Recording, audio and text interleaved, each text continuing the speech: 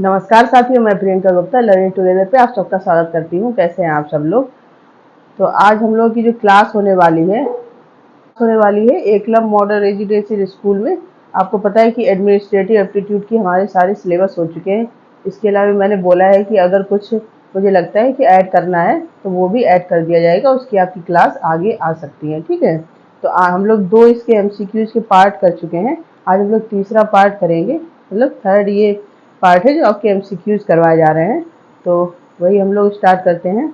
जिन लोगों ने भी चैनल को लाइक शेयर सब्सक्राइब नहीं किया है तो वो लोग कर दें, ठीक है, जिससे कि ज़्यादा से ज़्यादा बच्चों के पास ये जो क्लासेस हो रही हैं वो पहुंच पाएँ। और आप लोग भी कंटिन्यू देखते रहिए, कोई भी इधर उधर की बातों में आके अपनी पढ़ाई ना बंद करें। ठीक है, तो सबसे पहले यहाँ पे हमारा क्वेश्चन है, बच्चों की सुरक्षा के संबंध में छात्रावास वार्डन की प्राथमिक जिम्मेदारी क्या होती है। ठीक है, मतलब जो छात्रा हॉस्टल वार्डन होता है उसकी सबसे पहली जिम्मेदारी क्या है। शैक्षणिक समर्थन करना, मनोरंजन करना, सुरक्षा, सेफ्टी या सिक्योरिटी, ठीक है, या फिर अनुशासन। तो यहाँ पे आंसर क्या हो जाएगा, हमारा आंसर सी हो जाएगा कि बच्चों की सेफ्टी और सुरक्षा सबसे ज़्यादा इम्पोर्टेंट होती है हॉस्टल वार्डन के लिए। ठीक है, क्योंकि जो शैक्षणिक समर्थन की बात है वो है कि सेकेंडरी चीज़ हो जाती है, वो टीचर की मेन रिस्पॉन्सिबिलिटी होती है। इसके बाद नेक्स्ट हम लोग देखते हैं छात्रावास में बच्चों के लिए निम्नलिखित में से कौन सा संभावित सुरक्षा जोखिम नहीं है। तो आग के खतरे, छात्रावास में प्रवेश प्रतिबंधित, इंटरनेट सुरक्षा, लगातार गतिविधियां। तो इसमें से कौन सा है जो जोखिम में नहीं है। तो यहाँ पे आपका डी आंसर सही हो जाएगा। जो लगातार बाहरी गतिविधियां हैं वो संभावित सुरक्षा जोखिम में नहीं आता है। ठीक है, नेक्स्ट हम लोग देखते हैं, आग लगने की आपात स्थिति में छात्रावास वार्डन को सबसे पहले क्या करना चाहिए। बच्चों को तुरंत बाहर निकालें, माता पिता को बुलाएं, स्थिति का आकलन करें, अग्निशामक यंत्र का प्रयोग करें। तो सबसे पहले क्या है कि बच्चों को सबसे पहले ऐसी जगह पे पहुंचा दें जहाँ पे सेफ हो। ठीक है, फिर उसके बाद आपको जो भी एक्टिविटी करनी है या जो भी प्रयास करने हैं आग बुझाने के, उसको किया जाएगा, क्योंकि बच्चों की सेफ्टी सुरक्षा पहला उद्देश्य होता है, इसलिए आप बच्चों को पहले सेफ जगह पहुंचाएंगे। नेक्स्ट है, छात्रावास वार्डन को बच्चों के साथ कितनी बार सुरक्षा अभ्यास करना चाहिए। साल में 1 बार, साल में 2 बार, केवल प्रवेश के दौरान, आवश्यकता अनुसार। तो साल में कम से कम 2 बार तो सुरक्षा अभ्यास करना चाहिए। ठीक है, क्वेश्चन नेक्स्ट हमारा क्वेश्चन है, बच्चों की इंटरनेट सुरक्षा सुनिश्चित करने में निम्नलिखित में से कौन सा एक महत्वपूर्ण कदम है। अप्रतिबंधित इंटरनेट उपयोग को प्रोत्साहित करना, बिना फिल्टर के व्यक्तिगत उपकरण उपलब्ध कराना, ऑनलाइन गतिविधियों की निगरानी करना, ऑनलाइन खरीदारी की अनुमति देना। तो कौन सा हो जाएगा, सी हमारा यहाँ पे सही हो जाएगा। जो ऑनलाइन गतिविधियों की निगरानी है वो करना, क्योंकि बच्चे ऑनलाइन क्या क्या देख सकते हैं या देख रहे हैं। ठीक है, छात्रा और सुरक्षा के संदर्भ में सीसीटीवी का क्या अर्थ है। और यहाँ पे देखो सीसीटीवी का फुल फॉर्म पूछा गया है, तो ये क्वेश्चन इंपॉर्टेंट है आपके एग्जाम पॉइंट ऑफ व्यू से। क्लोज्ड सर्किट टेलीविजन या फिर बच्चों की देखभाल प्रशिक्षण, केंद्रीकृत कैंपस ट्रेनिंग विजन, बाल देखभाल शिक्षण स्थल। यहाँ पे देखो, यहाँ तो हिंदी में है तो आपको पता चल जा रहा है कि कौन सा हो सकता है, लेकिन यहाँ पे जैसे देखेंगे तो एक जैसे सारे दिए गए हैं। तो यहाँ पे ए आंसर जो हमारा सही हो जाएगा। सीसीटीवी का मतलब होता है क्लोज्ड सर्किट टेलीविजन। ठीक है, नेक्स्ट है, हॉस्टल में सीसीटीवी फुटेज तक किसकी पहुंच होनी चाहिए। केवल छात्रावास स्टाफ, केवल बच्चों के माता पिता, छात्रावास में सभी लोग, केवल स्थानीय कानून प्रवर्तन। तो कौन से हैं, हॉस्टल के जो स्टाफ हैं केवल उसको ही वहां तक पहुंच होनी चाहिए। ठीक है, नेक्स्ट हम लोग देखते हैं, छात्रावास वार्डन बच्चों के बीच बदमाशी को रोकने में कैसे मदद कर सकता है। मुद्दे को नजरअंदाज करके स्वस्थ संचार को बढ़ावा देना, पीड़ितों को सजा देना, प्रतिस्पर्धा को प्रोत्साहित करना। तो क्या है, प्रोमोटिंग हेल्दी कम्युनिकेशन, मतलब बच्चों के बीच हेल्दी कम्युनिकेशन, आपसी बातचीत को बढ़ावा दे। ठीक है, यहाँ पे हमारा कौन सा बी आंसर जो है वो सही हो जाएगा। नेक्स्ट हम लोग देखते हैं, हॉस्टल वार्डन के लिए बच्चों का चिकित्सा इतिहास जानना क्यों महत्वपूर्ण है। उन्हें गतिविधियों से बाहर करने के लिए, उनका मजाक उड़ाने के लिए, उचित चिकित्सा देखभाल प्रदान करने के लिए, या फिर अन्य बच्चों को बताना। तो यहाँ पे क्या हो जाएगा, सी आंसर है वो सही हो जाएगा। ठीक है, नेक्स्ट हम लोग देखते हैं निम्नलिखित में से कौन से बच्चे की आपातकालीन संपर्क जानकारी का हिस्सा नहीं है। घर का पता, रक्त प्रकार, माता पिता का फोन नंबर, एलर्जी। तो कौन सा है इसमें, जो आपका ब्लड टाइप है, मतलब जब कोई आपातकालीन संपर्क आता है तो उसमें बच्चे की जो ब्लड टाइप होता है उसकी कोई आवश्यकता नहीं होती है, बाकी सब चीज़ों की आवश्यकता होती है। ठीक है, नेक्स्ट हम लोग देखते हैं किसी बच्चे की चिकित्सीय आपात स्थिति में छात्रावास वार्डन को सबसे पहले क्या करना चाहिए।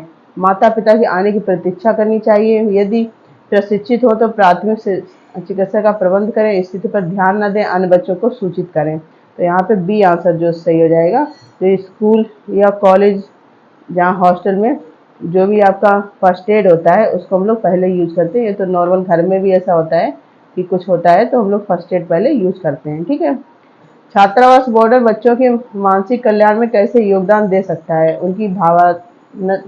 उनकी भावनात्मक जरूरतों को नजरअंदाज करके, एक सहायक वातावरण प्रदान करके, शैक्षणिक दबाव बढ़ाना या फिर नियमों को सख्ती से लागू करना। तो प्रोवाइडिंग अ सपोर्टिंग एनवायरनमेंट, मतलब एक सहायक वातावरण प्रदान करके बच्चों की मानसिक स्थिति का भी ध्यान रखा जा सकता है। ठीक है, नेक्स्ट हम लोग देखते हैं यह सुनिश्चित करने में छात्रावास वार्डन की क्या भूमिका है कि बच्चों को संतुलित आहार मिले। ठीक, जंक फूड की खपत को प्रोत्साहित करें, बच्चों के विकल्पों की सीमित करना, स्वस्थ भोजन विकल्प प्रदान करना, उनकी आहार संबंधी प्राथमिकताओं को नजरअंदाज करें। तो कौन सा हो जाएगा, सी यहाँ पे सही हो जाएगा। ठीक है, नेक्स्ट हम लोग देखते हैं यदि कोई बच्चा लापता हो जाए तो छात्रावास वार्डन को क्या करना चाहिए। बच्चे की लौटने की प्रतीक्षा करें, तुरंत पुलिस को सूचित करें, अन्य बच्चों और अभिभावकों को सूचित करें, इसे गुप्त रखें। तो इन्फॉर्म द पुलिस इमीडिएटली, मतलब पुलिस को जल्दी से संपर्क करना चाहिए। ठीक है, नेक्स्ट देखते हैं छात्रावास में रात्रिकालीन सुरक्षा का एक महत्वपूर्ण पहलू निम्नलिखित में से कौन सा है। प्रवेश द्वार को खुला छोड़ना, सभी लाइटें बंद करना, ड्यूटी पर गार्ड रखना, तेज संगीत बजाना। तो ड्यूटी पे गार्ड रखा, having security guard on duty. ठीक है, नेक्स्ट है यदि कोई बच्चा किसी अन्य व्यक्ति के आसपास असहज महसूस करने की रिपोर्ट करता है तो हॉस्टल वार्डन को क्या करना चाहिए। चिंता पर ध्यान न दें, बच्चे को उसे स्वयं संभालने के लिए कहें, जांच और समस्या का समाधान करें, उस बच्चे को दंडित करें जिसने इसकी सूचना दी। तो यहाँ पे क्या हो जाएगा, हमारा सी आंसर जो है वो सही हो जाएगा। ठीक है, नेक्स्ट है छात्रावास वार्डन बाहरी गतिविधियों के दौरान बच्चों की सुरक्षा कैसे सुनिश्चित कर सकता है। बाहरी गतिविधियों से पूरी तरह बचें, गतिविधियों की उचित योजना बनाना और पर्यवेक्षण करना, बच्चों को निगरानी के बिना छोड़ देना, बच्चों को एक दूसरे की निगरानी करने का काम सौंपें। ठीक है, एक प्रॉपर प्लान बनाएंगे, गतिविधियों की उचित योजना बनाना और पर्यवेक्षण करना, मतलब एक प्रॉपर प्लानिंग होगी, उस प्रकार से आपकी सारी गतिविधियों की निगरानी रखी जाएगी। ठीक है, छात्र गोपनीयता संदर्भ में फेरपा क्या है। अभी एक नया टर्म आया है जैसे एडमिनिस्ट्रेटिव एप्टीट्यूड में, तो फेरपा यहाँ पूछा है क्या है। तो पारिवारिक शिक्षा अधिकार और गोपनीयता अधिनियम है, संघीय आपातकालीन प्रतिक्रिया तैयारी एजेंसी है, विदेशी मुद्रा निवास कार्यक्रम अधिनियम है, संकाय संवर्धन अनुसंधान संवर्धन एसोसिएशन है। ठीक है, तो ये जो फेरपा है ये यूएसए के जो स्कूल है उनमें मेन लागू हुआ था, लेकिन यहाँ पे जैसे फुल फॉर्म पूछ लिया गया है क्योंकि ये बच्चों की सुरक्षा से ही रिलेट करता है हॉस्टल्स वगैरह या स्कूल्स वगैरह में। तो यहाँ पे सबसे पहले देखते हैं इसका फुल फॉर्म है family education rights and privacy. ठीक है, जो 1974 में लाया गया था बच्चों की सुरक्षा के लिए। ठीक है, यहाँ पे पढ़ भी लेते हैं, जो आपका family education rights and privacy act is a federal law that affords parents the right to have access to their children's education record, the right to seek to have children's amended, and the right to have some control over the disclosure of personally identifiable information from the education record। मतलब बच्चों के education record क्या है, उनकी सुरक्षा को लेके सारी चीज़ें इसके अंदर आती हैं। When a student turn 18 years old और इंटर से post secondary institute at any age, the rights under FERPA transfer from the parents to student.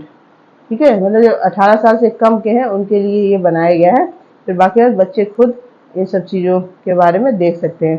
तो मेन यहाँ पे आपको फेरपा का फुल फॉर्म याद रखना है, और ये कब लागू हुआ था, 1974 में। ठीक है, बच्चों की किसके लिए, एजुकेशन रिकॉर्ड को बनाए रखने के लिए। ठीक है, नेक्स्ट हम लोग देखते हैं किसी बच्चे की उत्पीड़न की रिपोर्ट पर छात्रावास वार्डन को कैसे प्रतिक्रिया देनी चाहिए।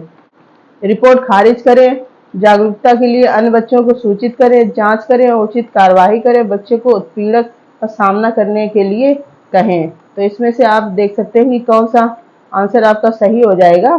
रिपोर्ट खारिज तो नहीं कर सकते, जागरूकता के लिए अन्य बच्चों को सूचित, जांच और उचित कार्रवाई करें। तो यहाँ पे हमारा आंसर कौन सा सही हो जाएगा, सी आंसर जो है हमारा सही हो जाएगा। ठीक है, नेक्स्ट देखते हैं, यदि छात्रावास वार्डन को संदेह हो कि कोई बच्चा दुर्व्यवहार का शिकार हो सकता है तो उसे क्या करना चाहिए। मतलब ये छात्रावास को लगता है कि कोई बच्चा इस प्रकार की गतिविधियां, कोई उसके साथ गलत चीज हो सकती है, तो उसे क्या करना चाहिए। उसे अपने पास रखे, उसे बच्चे के माता पिता को तुरंत संपर्क करें, इसकी सूचना उपयुक्त प्राधिकारियों को दें, बच्चे को इसे विवेकपूर्वक संभालने के लिए कहें। तो क्या है कि जो भी अधिकारी हैं, ठीक है, उनको तुरंत सूचित करें कि ऐसी ऐसी चीजें हो सकती हैं। ठीक है, नेक्स्ट हम लोग देखते हैं, प्राकृतिक आपदा के दौरान हॉस्टल वार्डन बच्चों की सुरक्षा कैसे सुनिश्चित कर सकता है। आपदा पर ध्यान न दे, पूर्व स्थापित आपातकालीन योजना का पालन करें, बिना किसी योजना के बच्चों को बाहर निकालना, बच्चों को उनके हाल पर छोड़ देना। तो मतलब follow pre establish emergency plan, क्योंकि आपको पता है कि सारे प्लान वगैरह पहले से ही बना लिए जाते हैं कि अगर ऐसी ऐसी चीज़ें होती हैं तो उस प्रकार से वो लोग काम करेंगे। ठीक है, नेक्स्ट हम लोग देखते हैं, छात्रावास में आने वाले आगंतुकों के लिए स्पष्ट दिशा निर्देश होना क्यों महत्वपूर्ण है। छात्रावास को अस्वाभाविक बनाना, माता पिता के साथ बातचीत को सीमित करना, बच्चों की सुरक्षा सुनिश्चित करना, बच्चों के दोस्त बनाने से रोकना। तो सी यहाँ पे हमारा आंसर करेक्ट हो जाएगा। ठीक है, नेक्स्ट हम लोग देखते हैं, निम्नलिखित में से कौन सा प्रभावी सुरक्षा संचार रणनीति का हिस्सा नहीं है। सुरक्षा पुस्तिकाएं उपलब्ध कराना, सुरक्षा कार्यशालाएं आयोजित करना, सुरक्षा के बारे में खुली चर्चा को हतोत्साहित करना, नियमित सुरक्षा अनुस्मारक। तो कौन सा हो जाएगा आपका, सुरक्षा के बारे में खुली चर्चा को हतोत्साहित करना। यहाँ पे देखो नहीं पूछा गया है। ठीक है, तो इन सब चीज़ों को भी आप ध्यान रखना है, क्योंकि हम लोग जल्दी जल्दी में क्वेश्चन पढ़ लेते हैं, ये सब चीज़ें ध्यान नहीं देते, हमारा क्वेश्चन गलत हो जाता है। ठीक है, नेक्स्ट हम लोग देखते हैं, हॉस्टल वार्डन को बच्चों को ऑनलाइन सुरक्षित रहने में कैसे मदद कर सकता है। उन्हें इंटरनेट तक अप्रतिबंधित पहुंच प्रदान करना, उन्हें ऑनलाइन जोखिमों के बारे में पढ़ाना, व्यक्तिगत जानकारी ऑनलाइन साझा करने को प्रोत्साहित करना, उनकी ऑनलाइन गतिविधियों को नज़रअंदाज करना। तो कौन सा हो जाएगा, teaching them about online risk, मतलब ऑनलाइन से क्या क्या जोखिम हो सकते हैं वो ये सब बच्चों को बताने चाहिए। ठीक है, नेक्स्ट हम लोग देखते हैं, बच्चों का सामान सुरक्षित रहे सुनिश्चित करने के लिए छात्रावास वार्डन को क्या करना चाहिए या वो क्या कर सकता है। खोई वस्तु को नजरअंदाज करना, खोया पाया प्रणाली लागू करना, बाहरी लोगों को खोई वस्तुओं की खोज करने की अनुमति देना, लावारिस वस्तुएं बेचना। ठीक, तो क्या हो गया, implementing lost and found system, मतलब कि ऐसे सिस्टम बनाना कि अगर कोई चीज़ खो जाती है, जिसे हॉस्टल में बनाया जाता है कि कोई चीज़ किसी की मिलती है तो आप हॉस्टल वार्डन को देंगे आके, तो हॉस्टल वार्डन जिस बच्चे का होगा वो उसको दे देता है। ठीक है, नेक्स्ट हम लोग देखते हैं, छात्रावास वार्डन को बच्चे की दवा का प्रबंधन कैसे करना चाहिए। इसे आसानी से सुलभ स्थान पर रखें, उचित लेबलिंग के बिना दवा वितरित करें, उचित भंडारण और प्रशासन प्रोटोकॉल का पालन करें, दवा की जरूरतों को नजरअंदाज करें। ठीक, तो यहाँ पे हमारा सी आंसर जो है वो सही हो जाएगा कि उचित भंडारण और प्रशासन प्रोटोकॉल का पालन करें। ठीक है, नेक्स्ट हम लोग देखते हैं,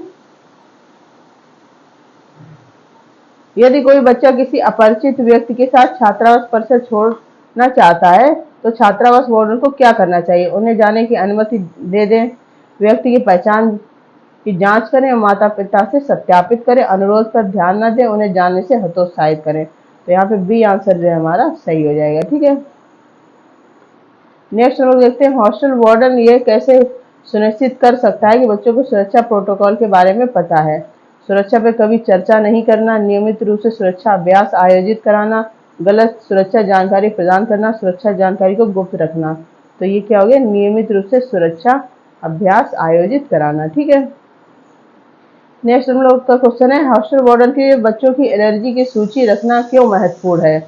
एलर्जी पैदा करने वाले खाद्य पदार्थ उपलब्ध कराना, उन्हें आहार संबंधी प्रतिबंधों को नजरअंदाज करना, यह सुनिश्चित करने के लिए उन्हें एलर्जी नहीं है सुरक्षित भोजन और नाश्ता उपलब्ध करवाना।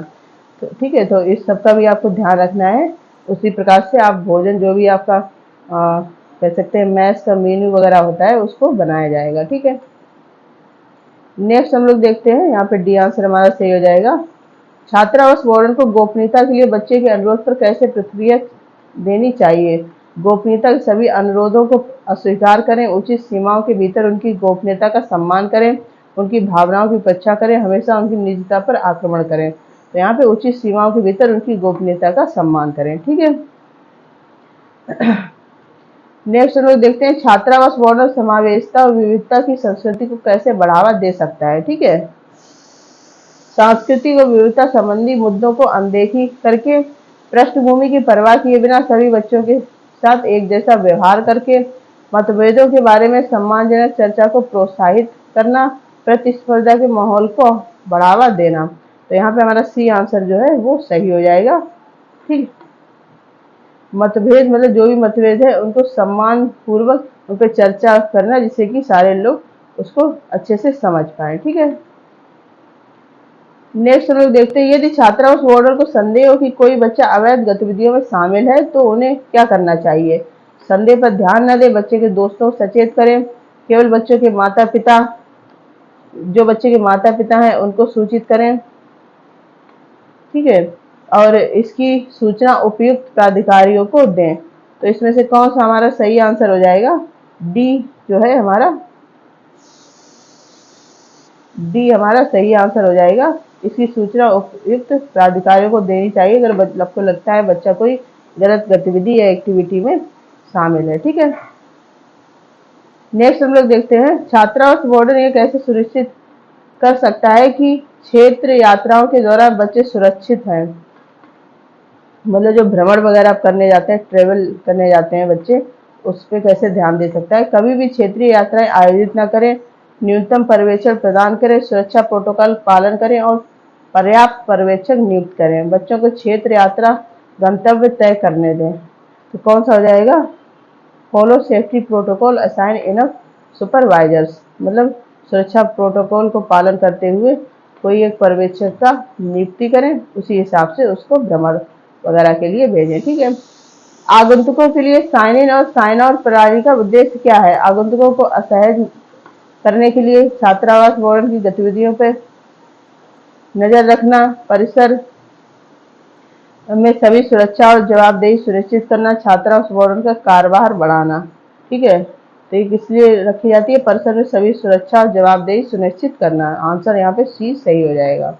नेक्स्ट हम लोग देखते हैं, एक बच्चे की दूसरे बच्चे के बारे में शिकायत पर छात्रावास वार्डन को कैसे प्रतिक्रिया देनी चाहिए? शिकायत पर ध्यान न दें, प्रतिशोध को प्रोत्साहित करें, शिकायत का समाधान करें और स्थिति का मध्यस्थता करें। इसमें शामिल दोनों बच्चों को दंडित करें। तो कौन सा हो जाएगा? हमारा सी आंसर यहाँ पे सही हो जाएगा। ठीक है। नेक्स्ट हम लोग देखते हैं, छात्रावास वार्डन ये कैसे सुनिश्चित कर सकता है कि बच्चों को आपातकालीन निकाय मार्गों के बारे में जानकारी हो? सभी निकास द्वारों को बंद करें, निकास मार्गों को गुप्त रखें, नियमित निकास मार्ग अभ्यास आयोजित करें, कभी भी निकास मार्गों का उल्लेख न करें। तो यहाँ पे सी आंसर जो है वो सही हो जाएगा। ठीक है।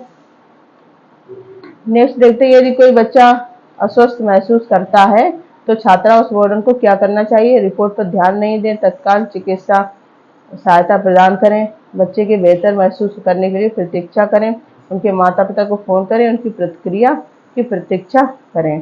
तो यहाँ पे बी हमारा सही हो जाएगा कि जो तत्काल चिकित्सा सहायता है वो बच्चों को तुरंत प्रोवाइड करवानी जानी चाहिए। ठीक है।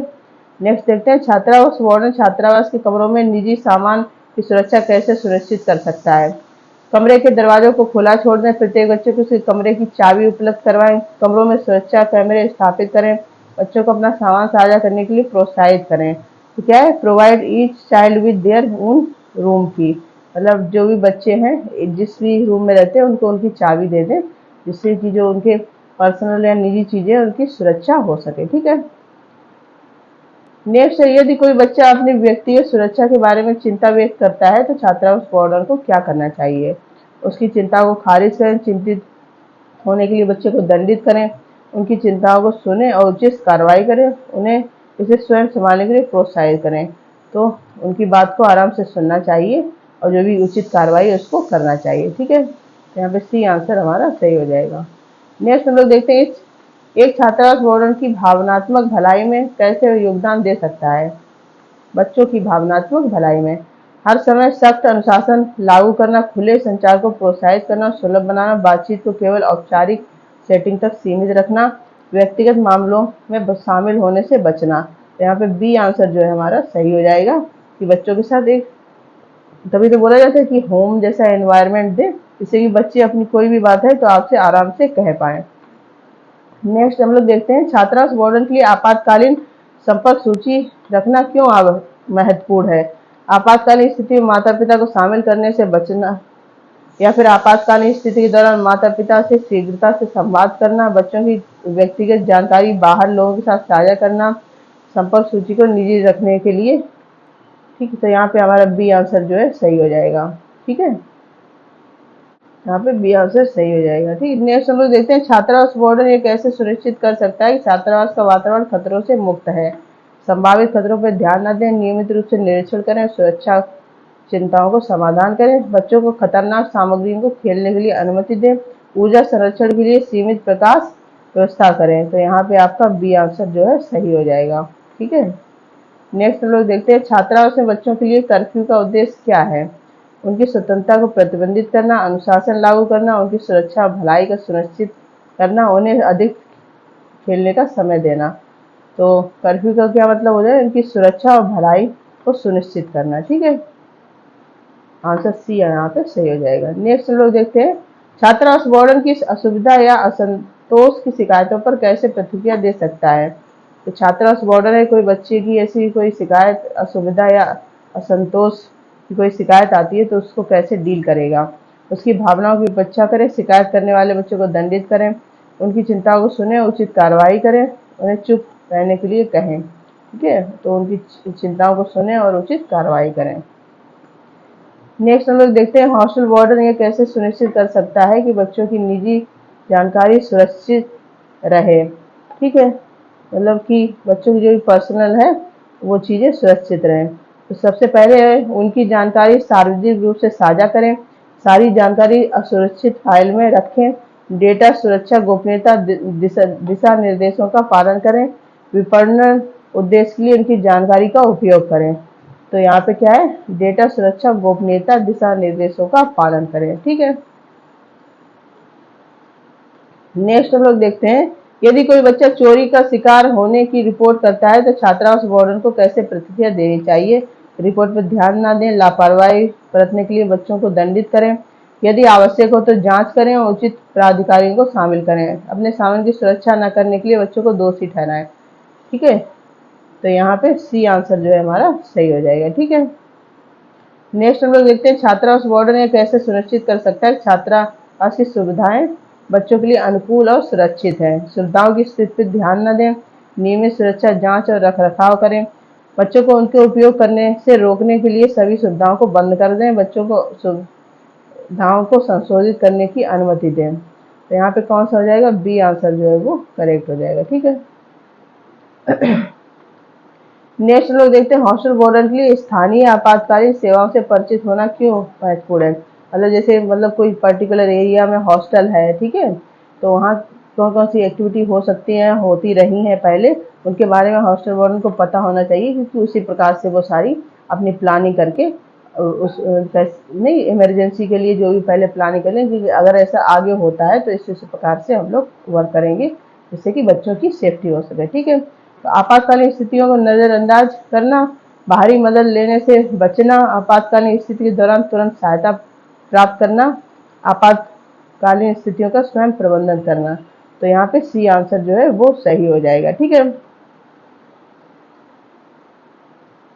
नेक्स्ट हम लोग देखते हैं, यदि छात्रावास वार्डन को कोई धमकी भरा संदेश या संचार प्राप्त होता है तो उन्हें क्या करना चाहिए। जागरूकता के लिए इसे बच्चों के साथ साझा करें, संदेश पर ध्यान न दें, स्थानीय कानून प्रवर्तन को इसकी रिपोर्ट करें, बदले में धमकी देकर जवाब दें। ठीक है, तो सी है report it to local law enforcement, जो भी स्थानीय कानून प्रवर्तन है उसकी इसको रिपोर्ट करें। ठीक है,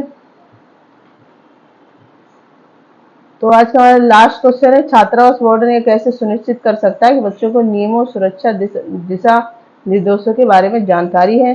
तो नियम गुप्त रखें, नियमों को प्रमुखता से प्रदर्शित करें, उन पर नियमित रूप से चर्चा करें, नियम बार बार बदलें बिना किसी स्पष्टीकरण के, नियम लागू करना। ठीक है, तो यहाँ पे क्या है, बी आंसर हमारा सही हो जाएगा कि जो जो भी नियम है उनको अलग से चस्पा कर दें, जगह जगह चस्पा मतलब जो आपका बैनर या चार्ट वगैरह लगे होते हैं। ठीक है, और नियमित रूप से उसकी चर्चा करते रहें। तो यहाँ पे बी आंसर हमारा सही हो जाएगा। तो ये आपका आज तीसरा एमसीक्यूज का पार्ट है एडमिनिस्ट्रेटिव एप्टीट्यूड का। ठीक है, और कुछ बच्चे बोलेंगे बहुत सिंपल से क्वेश्चन है, तो क्वेश्चन ऐसे ही आएंगे क्योंकि आपसे यही पूछा ही जाएगा कि आप बच्चों की सेफ्टी और सुरक्षा कैसे ध्यान देंगे। ठीक है, बाकी है क्योंकि जो भी आपके टॉपिक हैं उसी हिसाब से आपको क्वेश्चन करवाए जा रहे हैं। तो आप लोग एक दो बार इसको देख ले, बस सिंपल से ही हैं, लेकिन ये है कि प्रैक्टिस ज़रूरी है। प्रैक्टिस करते रहेंगे तो आपको है कि सारी चीज़ें अच्छे से क्लियर हो जाएंगी। इसके अलावा अगर आपको क्लासेस अच्छी लगती हैं तो आप चैनल को लाइक शेयर और सब्सक्राइब भी कर सकते हैं। ठीक है, आपको PDF ये टेलीग्राम चैनल पर मिल जाएगा। ठीक, और लर्निंग टुगेदर से जुड़ने के लिए बहुत बहुत धन्यवाद। इसी प्रकार से अपना प्यार और सहयोग बनाए रखें। धन्यवाद।